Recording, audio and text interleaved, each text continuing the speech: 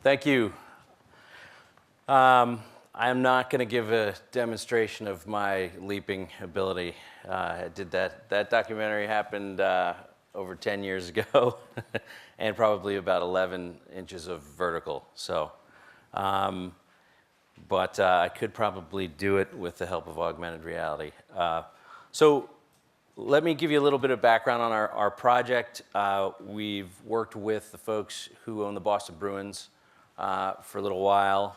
And a few years ago, they came to us to talk about doing an internal innovation project. We talked about it with them a little bit more and ended up deciding to do something external facing, something where basically we pulled together a bunch of fantastic tech reporters, some former colleagues of mine at Wired and folks from places like The Economist and Forbes.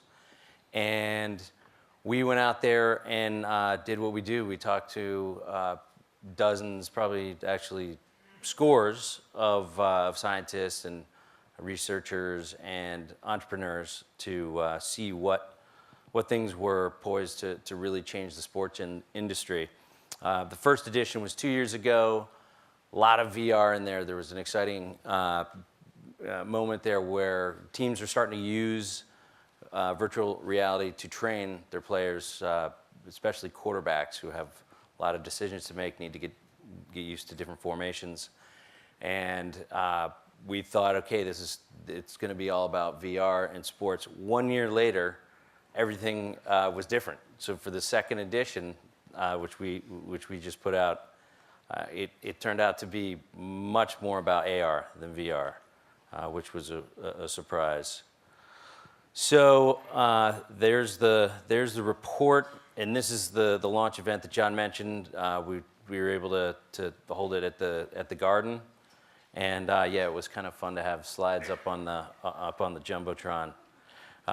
So this was one of the earlier interviews we did for the second edition with Jody Medich at Singularity University, and I've seen a lot of stats since then that have said sort of the same thing, but hearing it from someone who had put so much time into VR was a real eye-opener and really set us on this new track. So AR has actually been a huge part of sports for a while now. Everyone remembers the hugely successful glow puck. Hockey purists loved it. And it didn't last the season, but in a testament to success following failure, we got the 1st and 10 system. Same group of people, but they had to leave Fox to get it done, to be allowed to touch technology again. And this thing's been with us for almost 20 years. It's going into 19 years, and a phenomenal feat of engineering to make this work, especially 19 years ago when it came out. And it's one of the things that marks a true revolutionary moment in any technology. I think is that point at which it so changes an experience that without it, the experience would be not nearly as good, and that's, I think, really true for football and the 1st and 10 system. If you took that out, the game would get a little bit more confusing, a little bit more subjective. I don't know if you've had the experience of watching a ball carrier get up almost to that yellow line and then step out of bounds, and it doesn't make any sense from your point of view as this, relatively omniscient spectator. But anyway, fantastic example of AR being really changing the game. So right now, I think one of the best examples is the Hawkeye system, which puts NFL instant replay to total shame. It happens right away, and it's so visual that it's conclusive when they zoom in on where that ball hit, and whether it was on the line or not. You feel like you know what really happened. There is some question as to how accurate that is, but it's accurate enough for everyone to see it worked, the ball was in, the ball was out, and play can continue. And I don't know if John McEnroe would have become as famous if they had had this in his day. The Recon Jet is another what we would call AR product. Now, it's not super sophisticated. It's not Meta out there drawing three-dimensional objects that you can manipulate, but it's a heads-up display, and it's becoming more and more widely used among triathletes and cyclists. And it's also able to hook into APIs. So basically, actually, it's hooked up with if this, then that.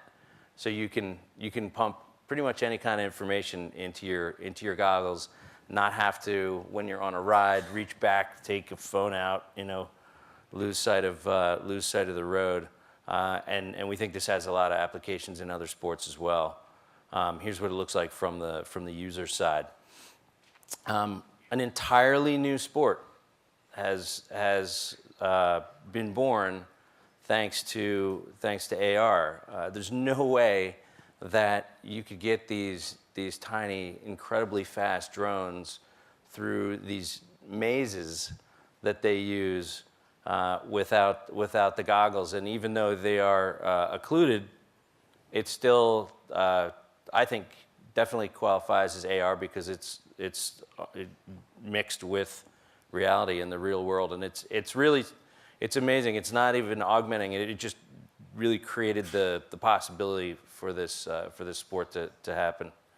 So I don't know if anybody's seen it, but I actually found out about drone racing the first time because of my 10-year-old son, and he thinks the question is not, is that a real sport? For him, the question is anything else a real sport? Now, there are moments when technology and sports don't get along that well. I don't know if you guys are familiar with this shot, but that's Bill Belichick giving his final opinion on using the Surface tablet in an in-game situation. Apparently, the latency issue was not completely resolved in his mind, and he very, very publicly let everybody know what he thought about it. So going forward, we think that AR is going to change every facet of sports. It's going to first, we think it's going to change the fan experience. It already is changing the fan experience a bit. There are a lot of patents for systems that will enhance the viewing experience whether it's while you're in the stadium or whether you are at home. You've got the hologram game where you can project the game on your coffee table and everybody sit around and watch it together. Those things are sort of, we think those are not very far off, especially having spent a little time with the Meta headset. So we think the fans' experience will change the most first. Big question after that is, as far as changing the game for players and coaches, how much should they have? Right now, there's a convention in the NFL where one player gets a helmet. One player per team gets a helmet that has a radio connection to the coaching staff, and they've held the line on that, and it's restricted. You can't be in constant contact with the coach. You're not in contact with the coach while the play is going on, and that's a very deliberate choice. It's not any technology limitation. You could have 11 helmets and 11 coaches, talking individually to each player, but they feel it could be an unfair advantage if teams figured out how to use it better than others. So they're going very slowly into it. So once people get their heads around it, once it may actually get established to be an unfair advantage, you may see everyone's favorite coach taking a different approach to technology on the sidelines. When it comes to players actually using AR in games, latency is huge. It's a really big issue. You need every bit of data processing that you've got, and if you're waiting, if things are a little bit off, you just as a high-level athlete or any level athlete really can't afford to have that happen. But especially in training situations, we think very soon players will start using AR to give them information on potential different scenarios against different players. If you're going to play against somebody with a big serve, you could practice that entirely in AR, kind of practice getting ready for the serve, returning it more quickly, all that stuff, and the amount of information you can get, as you're seeing here, is pretty much unlimited. There's a question that comes out of that, which is how much data can you be receiving and still play well? That remains to be seen. There are a lot of folks right now. We're actually running an experiment using the Jet Recon to see whether players will be able to tolerate getting texts from their coaches while they're playing. So I suspect that's going to be a slow road.